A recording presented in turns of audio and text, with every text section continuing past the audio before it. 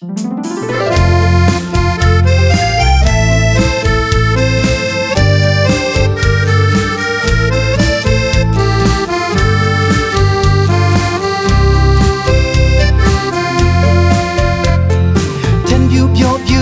mình căn mà nhí ngon hôn nê nàng lê bài Giêsu chết đáp nhiệt ê nàng lê lang nhí ra nàng nhiệt buồn lưới rau tàu lò áp ngọt gió bê lang bùi chung lỗ cha yum sưng dục trang tạt lô à cô hi mừng căn mà nhìn nông ghê bình sang một ra nhiệt mình lại lưới rau tuôn lò á Giêsu nàng lê hút nhì ra rau lô á khuê ngã tổ ê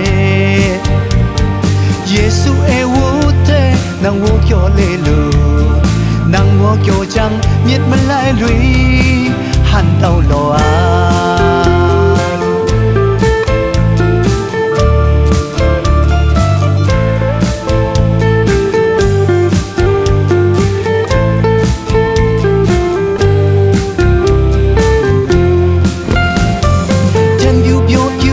mình căn mà nhí ngon hồn nê nàng lê bài Giêsu chích đáp nhiệt ê nàng lê lang nhí ra nàng nhiệt buồn lưới rau to lò à ngô gió bê lang bùi chung lỗ cha yum sưng yut trang tạt lò à cô hi mình căn mà nhìn nông ghé bình ra một ra nhiệt mình lại lưới rau tuôn lò á Giêsu nàng lê hút nhì ra rau lô á khuê ngã rồi Giêsu ê hút thế nàng hút cho lê lù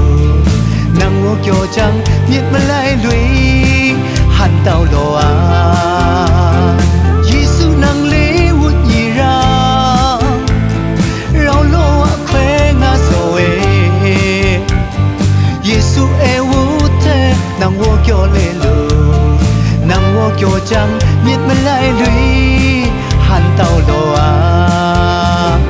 nàng hút cho trăng nhiệt mình lại lưới tàu lò